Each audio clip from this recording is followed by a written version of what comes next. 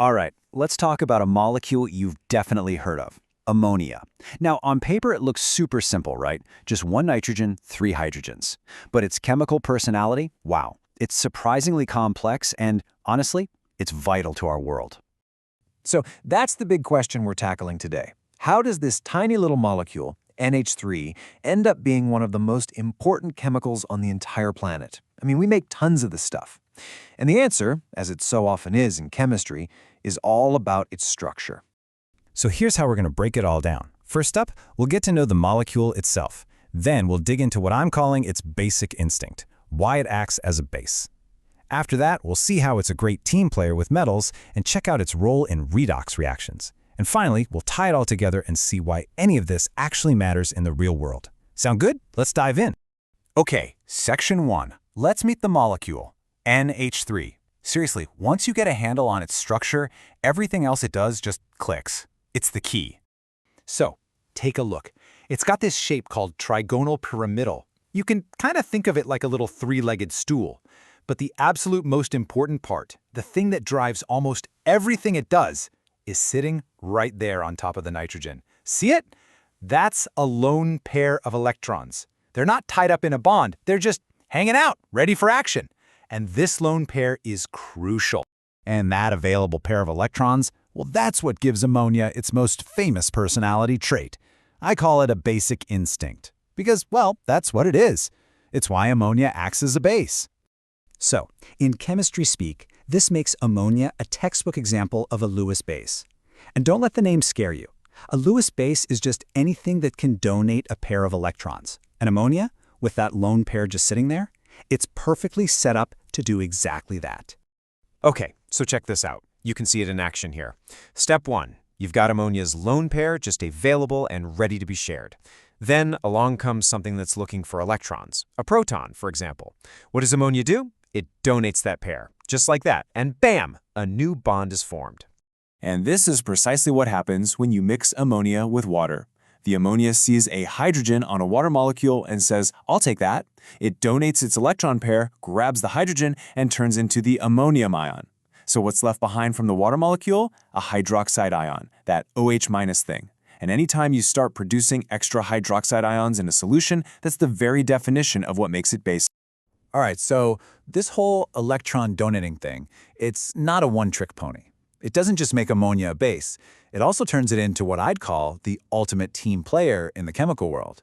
It lets it act as something we call a ligand. So what's a ligand? It's just a fancy word for a molecule that latches onto a metal atom. And how does it do it? By donating a pair of electrons. Does that sound familiar? It absolutely should, because it's the exact same thing we saw with the Lewis base. It's the same behavior, just a different dance partner. Instead of a hydrogen ion, this time it's a metal. So ammonia uses that handy lone pair to swarm around metal ions. Think copper, silver, you name it. It forms these really stable structures we call complex ions. And the cool part, you can often see this happening because you get these incredible, dramatic color changes. Like a great example is with copper. You add ammonia, and suddenly your solution turns this absolutely gorgeous deep blue. That's the complex ion forming right before your eyes. Okay, so we've established ammonia is a fantastic electron donor, right? We've seen it act as a base, we've seen it act as a ligand. Now let's look at that same core behavior, but from a totally different angle, redox reactions. So get this, the nitrogen atom in ammonia has what's called an oxidation state of -3. Now, what does that mean? It means it's at its absolute lowest possible state. It is completely loaded up with electrons. It's as electron-rich as nitrogen can get. It's maxed out. And when you're maxed out on electrons, what do you want to do? You want to give some electrons. And here's the key takeaway. In the world of redox chemistry, if you donate electrons, you're called a reducing agent. It's just the term we use. And since that nitrogen in ammonia is already at its lowest possible state, -3, it literally can't accept any more electrons. The only direction it can go is up. It can only donate electrons, which in turn means it gets oxidized. And all of that makes ammonia a really, really good reducing agent. So let's recap its chemical personality. It's a base. It's a team player ligand. It's a reducing agent. And what's the common thread through all of that? Yep, it all comes back to that one crucial lone pair of electrons. So now, let's connect the dots and talk about why this actually matters in the real world. Okay, the #1 use, and it's not even close, is fertilizer. You've probably heard of the Haber-Bosch process. That's the magic that pulls nitrogen out of the thin air and turns it into ammonia for plant food.